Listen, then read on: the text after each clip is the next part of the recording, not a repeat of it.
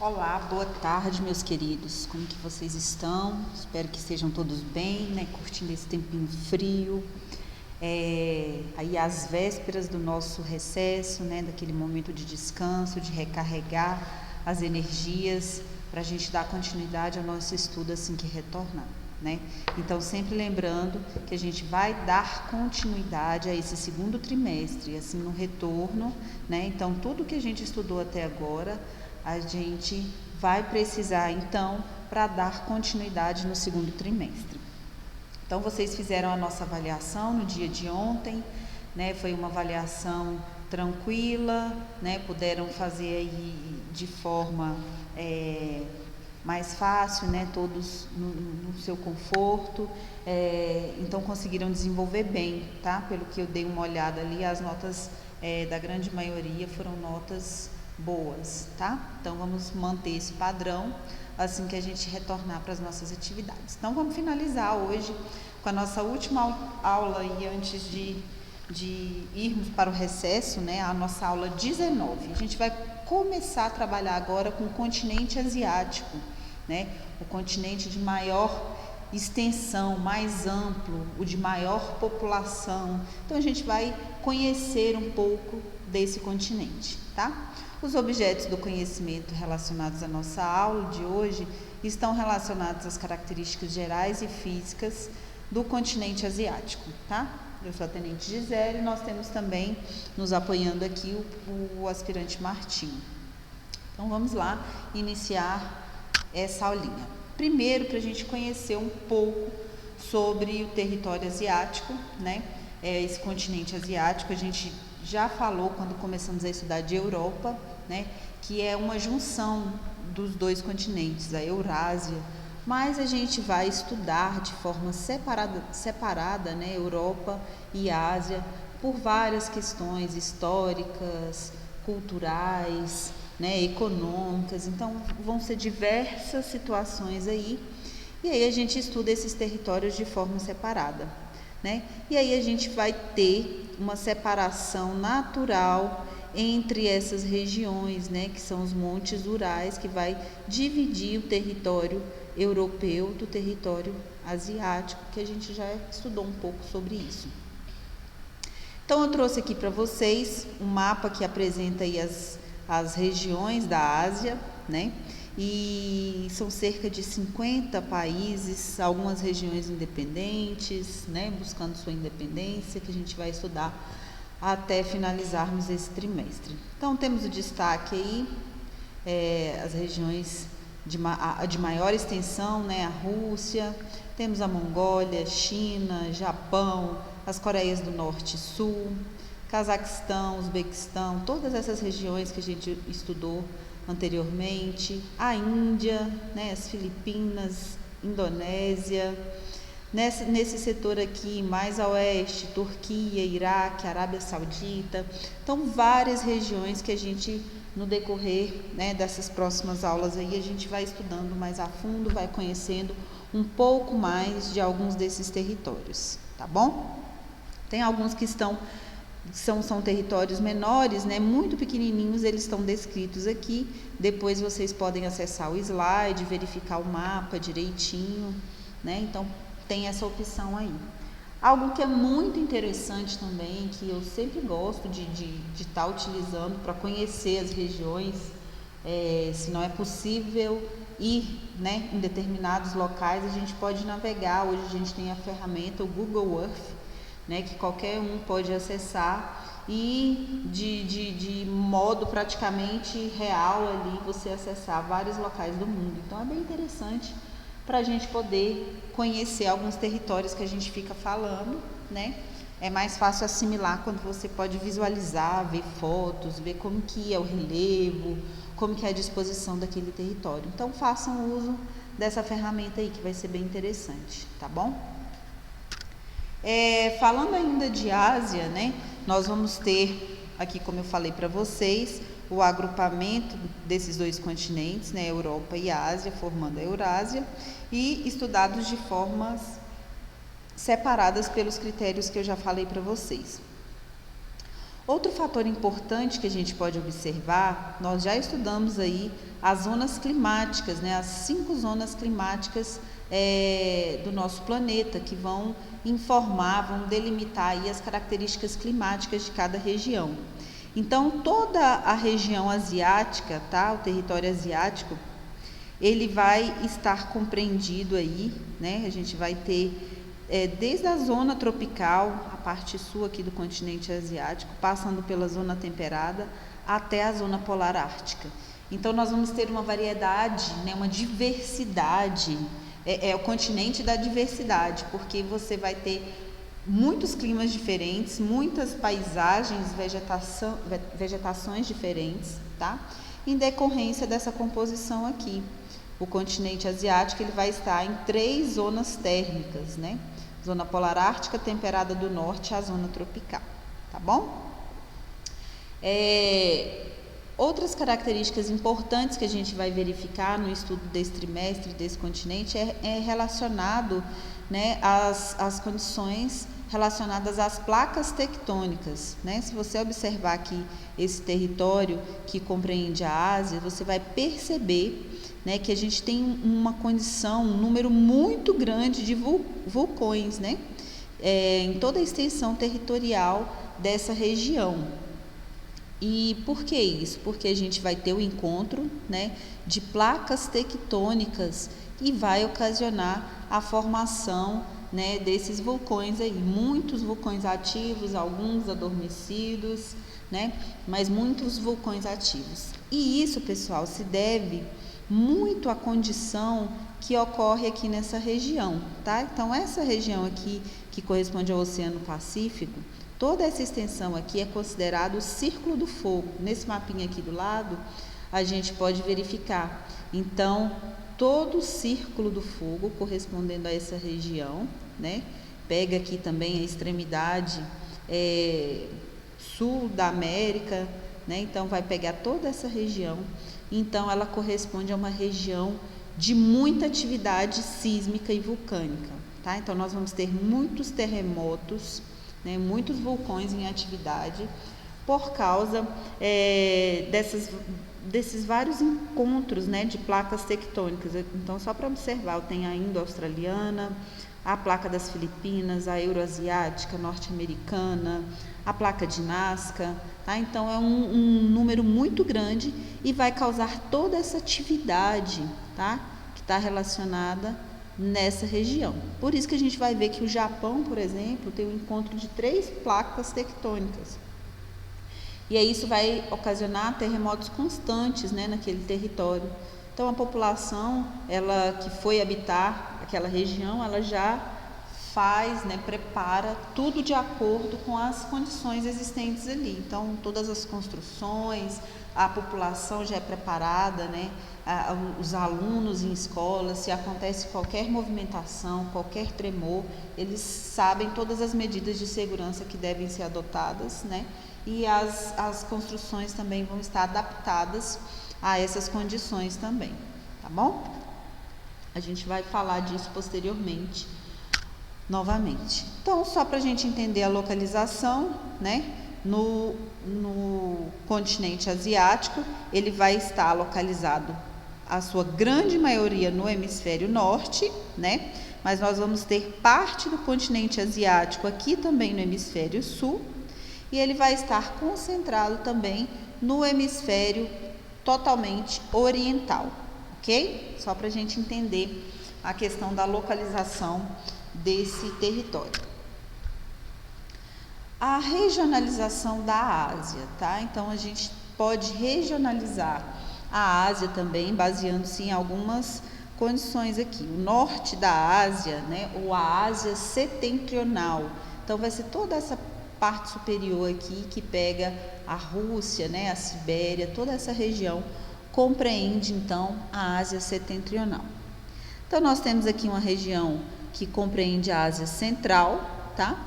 Leste da Ásia, o oeste da Ásia, pegando toda essa região, sul da Ásia, né, compreende a Índia, essas regiões, e o sudeste da Ásia, tá? Então, toda essa região aqui identificada nesse mapinha. Então, nós temos aqui o continente asiático, eu vou mostrar algumas características relacionadas a ele. Então, é o maior continente territorial em extensão, tá? Também em população, como eu já falei. A gente vai ter uma grande diversidade étnica, né? Várias culturas, vários povos, várias religiões, que vamos ver posteriormente também. É o continente onde existe o ponto mais alto do mundo, né? O Monte Everest está localizado também nessa região. Grande instabilidade tectônica, como eu falei para vocês, né? Por causa das placas tectônicas, nós temos ali aquela região do Círculo do Fogo do Pacífico, o Anel de Fogo também do Pacífico, né? Aonde vai ter esses vários eventos aí relacionados a tremores, a vulcões em atividade, a tsunamis, né, que também ocorreram aí anteriormente, então várias condições. Como eu falei para vocês, tem cerca de 50 países, tá? Alguns territórios independentes, buscando sua independência, grande diversidade climática, indo do clima polar, né, lá nas extremidades, até climas desérticos. Nós temos o Círculo do Fogo, que já falei, citei para vocês. Vamos ter o deserto de Gobi, tá? Porque e a cordilheira do Himalaia. Então, o deserto de Gobi, ele está na parte norte da cordilheira do Himalaia, tá? Então, ele vai ser um deserto gelado, tá? A cordilheira, toda aquela altitude, ela impossibilita, né, de passar a umidade ali para aquela região.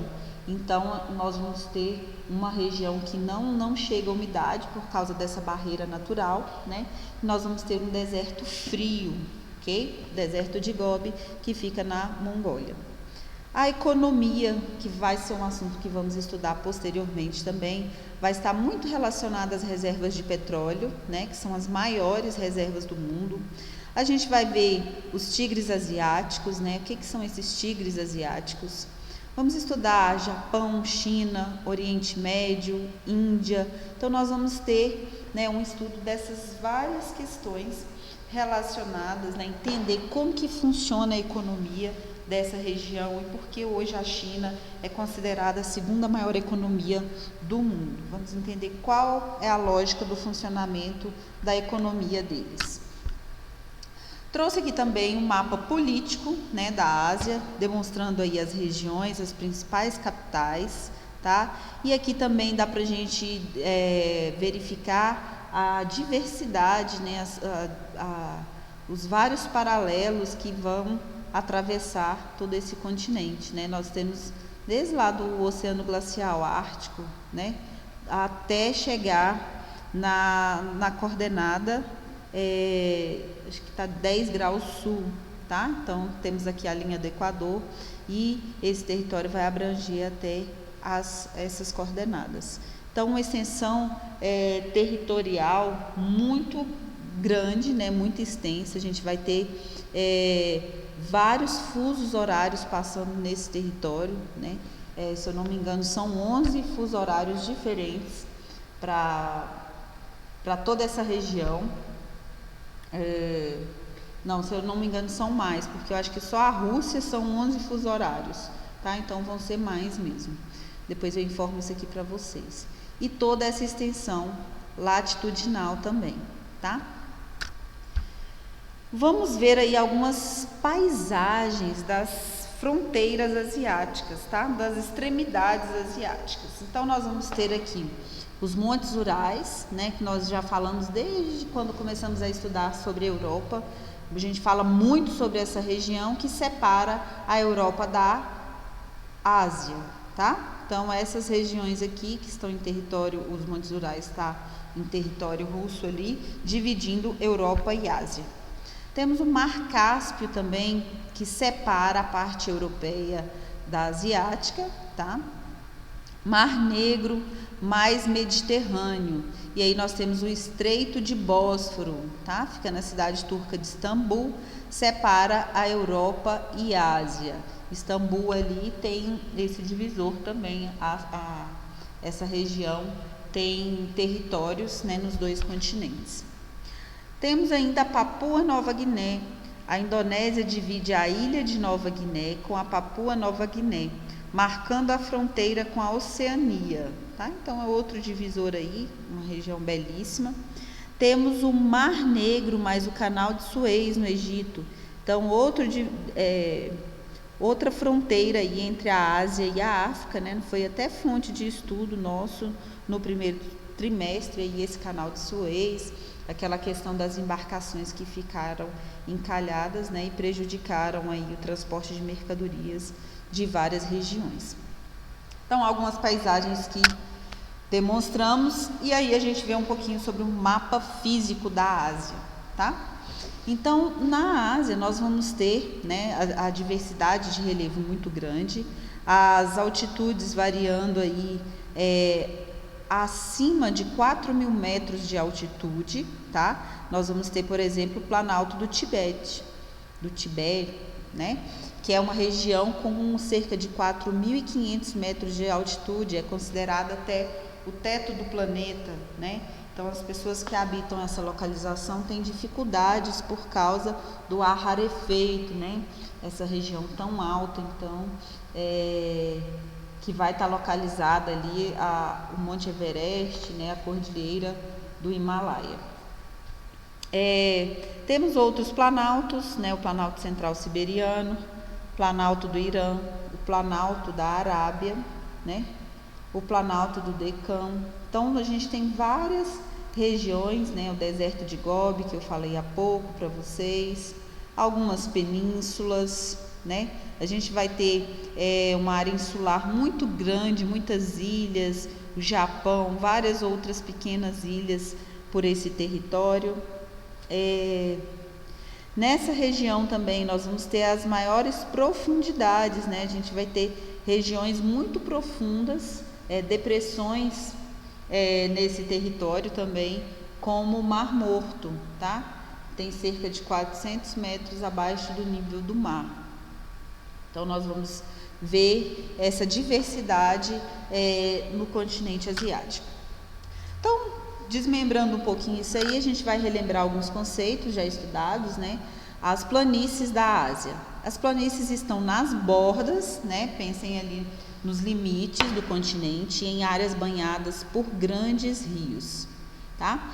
Destacam-se as planícies da Sibéria, em território russo, dos rios Sirdaria e Amudaria, a leste do Mar Cáspio, os rios Tigre e Eufrates na Mesopotâmia, né? Esses dois rios aqui também eles estão numa área de planície. Os rios Indo e Ganges ao sul do Himalaia, que vão formar, né? Toda essa região aqui temos a planície Indo-Gangética, né? Tem os rios Indo e Ganges. Então, ela atravessa esses rios e é formada por sedimentos provenientes da erosão das montanhas, trazidos para esses rios. Então, sempre lembrar dessas condições, né? Planície são regiões de acúmulo de sedimentos. Então, os sedimentos vêm das partes mais altas até chegar a essas regiões. Rios Amarelo e Azul, no extremo leste do território chinês, formam a planície da China, tá? Atravessada aí por esses rios que foram mencionados agora há pouco. Então, planície é uma área geográfica com pouca ou nenhuma altitude, ou seja, plana, né? Sem muitas montanhas. Então, geralmente estão ali próximas às regiões dos rios. Então, para a gente demonstrar aqui, temos o rio Eufrates, tá? Na Turquia, que é esse rio aqui que está demonstrado aqui para vocês, e o rio Tigre, que está em território do Iraque, tá bom? Isso aqui é as nascentes dessas regiões, ok? Os planaltos da Ásia. O tipo predominante no continente, né, são os planaltos na Ásia. Acabou ficando uma letrinha aqui em cima, tá? Depois eu vou fazer essa correção. Neles estão os divisores das bacias hidrográficas da Ásia e as nascentes dos principais, como os rios Ganges, o Indo, o Amarelo, o Azul e o Obi, tá? Então, as nascentes vão estar muitas vezes relacionadas ali vão ocorrer nas áreas de maior altitude, né? E esses rios vão para as áreas de menor altitude até desaguar no oceano. Então, a gente vai ter aí uma certa predominância, né, de tipos de planalto na Ásia. O planalto é a classificação dada a uma forma de relevo constituída por uma superfície elevada com cume mais ou menos nivelado, geralmente devido à erosão eólica ou pelas águas. São como topos retos superfícies topográficas que podem ser regulares ou não. É convencional designar de planalto apenas as formações com altitudes maiores que 300 metros, tá? Então, isso aqui pode ter oscilações, né? Porque, por exemplo, o Planalto do Tibete, que está a 4.500 metros de altitude, né? Muito superior, é considerado uma região de Planalto, tá?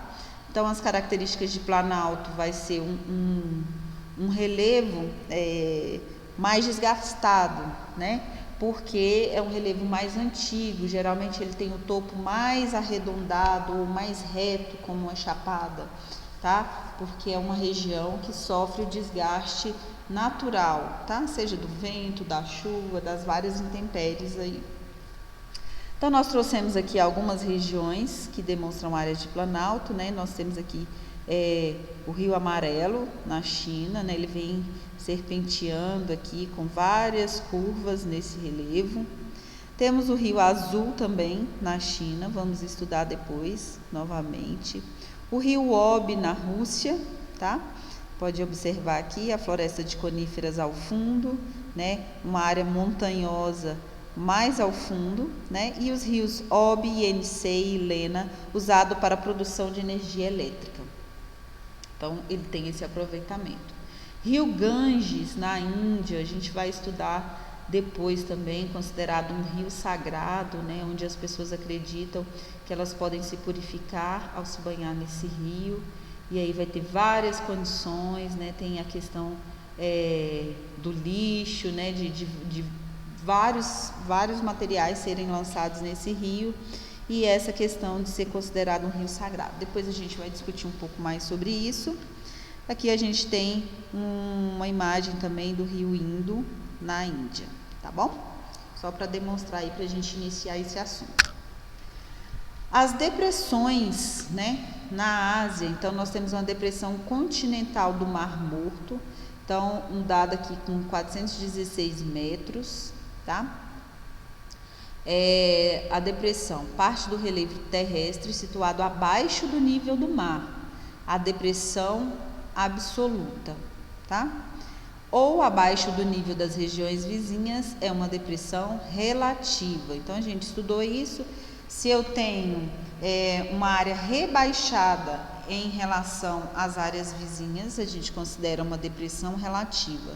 Se eu tenho uma área que é extremamente baixa, que está abaixo do nível do mar, né? Então essa depressão é considerada absoluta, assim como o Mar Morto, tá? Com 416 metros. As montanhas asiáticas é uma forma de relevo caracterizada por apresentar grande elevação. As montanhas jovens são elevadas, apresentam fortes desnivelamentos e vales profundos. As montanhas velhas apresentam menores elevações e perfil arredondado devido à erosão, tá? Então, o que vai diferenciar aí, quando é uma formação recente, essa montanha, ela vai ser mais pontiaguda, né? Ela vai ter uma maior altitude. Quando é uma formação, uma montanha mais antiga, ela vai ser de menor altitude, ela vai ter um topo mais arredondado, tá bom? Uma montanha mais antiga que já foi desgastada. No extremo oeste da Mongólia, próximo à fronteira tríplice com a China e a Rússia, fica o ponto mais alto do país.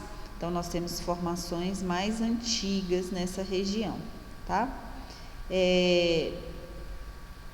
As formações montanhosas são recentes, com destaque para o Monte Fuji, com mais de 3.000 metros de altitude. Então, aqui a gente tem uma comparação, uma formação mais recente, tá? Com 3.000 metros de altitude, Monte Fuji. E aí nós temos a outra formação a cordilheira do Himalaia, com 8.850 metros, né, o ponto mais alto do planeta, né, e esse outro monte Kuiten, na Mongólia também, que é bastante, tem uma altitude bastante elevada, ok? Ásia de monções, né? Que é isso? Que é isso, professora? O que é monções? Então, as monções influenciam o clima, tá? Na Ásia. O que acontece? No sudeste e no sul da Ásia, toda a região que compreende, né, pegando ali a Índia, a Indonésia, todas essas regiões, ocorre um regime das monções, caracterizado por intensas chuvas, tá? De junho até setembro, que são as chamadas monções de verão, e por seca entre março e abril, as monções de inverno. Durante as monções de verão, quando os ventos sopram do Oceano Índico em direção ao continente, o Himalaia representa uma barreira para a umidade, contribuindo para a ocorrência de chuvas, tá? As monções são ventos periódicos, tá? Elas vão ocorrer de tempos em tempos, né? E aí, que acontece? No verão, esses ventos, aqui as águas oceânicas, né, elas vão ter uma alta pressão, né? E o continente está com uma baixa pressão. Então, esses ventos soprando no Oceano Índico, com direção ao continente, eles vão carregar a umidade do oceano, né? E levar uma grande quantidade de chuva para essas regiões, tá? Mas a gente está falando de chuvas torrenciais, chover todo dia, chover muito, a região que mais chove no planeta, tá? Nesse período aqui que a gente está falando. E por que isso, gente? As monções ocorrem em outras partes do mundo, mas aqui vai ter uma característica diferente, porque a gente vai ter uma barreira natural, que é a cordilheira do Himalaia. Então, toda essa umidade que é mandada para o continente, né, ela tem uma barreira aqui, ela não vai conseguir avançar. Então, essa umidade fica retida nesse território, né, e vai causar intensas chuvas, tá? É muita chuva mesmo nesse território. Não sei se vocês lembram, há alguns anos atrás, provavelmente, talvez nem vão lembrar, acho que foi no ano de 2018, 12 garotos e um treinador ficaram presos numa caverna na Indonésia, tá? Porque eles estavam ali, não sei se era jogando futebol ou fazendo alguma atividade, e começou a chover e eles se abrigaram numa caverna. Só que as águas, elas subiram muito rápido, né? E várias cavernas ali, elas ficam alagadas. Então, eles foram chegando cada vez mais profundo, né? E aí eles ficaram retidos ali. Então, as equipes de buscas acharam que eles poderiam ficar ali até 6 meses presos, né, dentro daquelas cavernas, dependendo do volume de água, de chuva, e poderiam morrer afogados, tá? Imagina a caverna cheia de água, escuridão total, e eles ficaram ali naquele ambiente cerca de 17 dias até conseguirem ser retirados daquela região, tá? Só para se ter ideia da quantidade de chuva, de quão difícil foi para retirar essas pessoas daquele local, né? Mas graças a Deus todos saíram com vida, tá? Aí essa condição também das monções, elas vão influenciar o tipo de cultura que você vai utilizar ali. Imagina muita chuva, né? Então vai ser um ambiente que, por exemplo, é propício para o cultivo de arroz, né? Que é uma área alagada, então isso vai favorecer. Então, e entendam, né, que o sul da Ásia ele vai ser influenciado pelo clima monsônico, tá? Um clima de monções. Então vocês podem identificar já uma característica interessante dessa região. Aí o contrário, quando é no inverno, a gente vai ter uma alta pressão no continente, né? E uma baixa pressão no oceano. Então, os ventos vão jogar ar seco para essa região, né, oceânica. Então, nós vamos ter um período de estiagem, né? Não vai ter chuva durante esse período. Então, a região que é influenciada por um período chuvoso e um período seco, ok? Formação do Himalaia. Então, o Himalaia distribui-se, né, por essas regiões, Butão, China, Índia, Nepal e Paquistão. Além de ter as maiores altitudes da Terra, é o conjunto de montanhas mais jovem do planeta, formado nos últimos 50 milhões de anos, resultado da colisão da placa continental indiana no sul do continente asiático. Então, a gente lembra sempre daquela questão das placas convergentes, né? Uma placa forçando a outra, né? Fazendo pressão em direção à outra, e isso levou 50 milhões de anos, mas fez, né, com que se formasse esse relevo com a maior altitude do nosso planeta, tá? Então, só para a gente entender como que funciona, né, a formação desse relevo. Relacionando clima e regiões da Ásia, né? Então, a gente viu todas as regiões aqui, já falamos delas, e aí a gente vai ter uma disposição climática. As vegetações nativas na Ásia, como em boa parte do mundo, foram devastadas em função da extração dos recursos naturais, práticas agrícolas e pecuárias, processos de urbanização e industrialização. Então, muito da paisagem natural, ela foi alterada, né, como a gente sabe, por todas essas interferências, né, do ser humano, ok? Então, aqui nós temos a distribuição dos tipos climáticos e aí a gente vai ver um pouquinho de cada um. Então, lá na parte norte, né, na extremidade aqui, próximo ao Oceano Glacial Ártico, nós temos a tundra, né, que ela é resistente aos solos conhecidos como permafrost. Esse permafrost aí é uma composição, né, de solo, gelo e rocha, tá? Então, a tundra, ela resiste bem a essa composição desse tipo de solo, tá? A taiga vai estar um pouco abaixo, né, dessa região de tundra, então ela acontece aí nos climas frio e frio de alta montanha, né? Tem toda a Sibéria, tem essa formação de taiga. Ao norte, a taiga, floresta de coníferas, intensamente explorada pela indústria de madeira e celulose. Então, uma área florestal bastante explorada.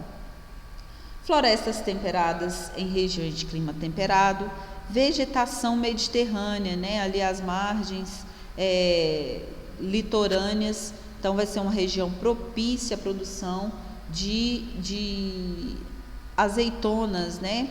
Produzir azeite de oliva, as uvas, né? Então vai ter uma boa produção nesse tipo vegetal. Então nós temos também os climas desértico, né? A gente vai ter algumas áreas de desértico e semiárido, né? No semiárido a gente vai ter o tipo vegetal, as cactáceas ou xerófitas, tá?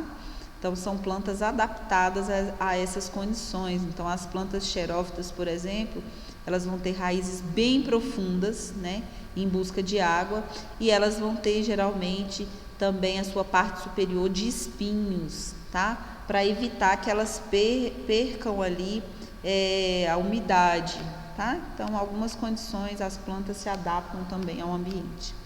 Vamos ter também florestas tropicais exuberantes, aquelas que não foram amplamente exploradas. Floresta equatorial, né, na parte oriental da Ásia, China, Japão, Coreia do Norte, Coreia do Sul, Taiwan e Mongólia. Apresentam os climas subtropical e temperado e florestas do tipo subtropical e temperado. Áreas de savana, né, vão ser apresentadas também nessas regiões. Florestas temperadas, temos essa disponibilidade, vegetação de alta montanha, as plantas xerófitas que eu falei para vocês, das condições, áreas de estepe, né? Então são um solo mais pobre e a vegetação, consequentemente, vai ser mais rasteira, né? Uma vegetação herbácea mais rasteira. Aí nós temos aqui um mapinha que demonstra as condições, né? Aonde você vai encontrar cada tipo vegetal, né, correspondente ao clima que a gente já estudou, tá? Vou acelerar um pouquinho, não vou nem precisar, que a gente já finalizou, né? Então, era a nossa aulinha de hoje, era estudar um pouco sobre as características físicas desse continente, né? Entender como funciona bem. Eu sei que a gente está indo para um recesso aí, então eu não vou deixar nenhuma atividade extra para ser desenvolvida, tá? No retorno, aí sim a gente dá continuidade, a gente retoma com força total, porque ainda tem muito conteúdo para a gente fechar esse segundo trimestre, tá bom? Então, meu desejo a vocês hoje é que aproveitem muito esse recesso, tá? Façam tudo aquilo que gostam aí para descansar, para espairecer um pouco a mente, né? E aproveitem bastante, recarreguem as energias que a gente vai estar esperando por vocês, né? No retorno aí após essas 2 semanas, tá bom? Beijo grande então e até a nossa próxima aula.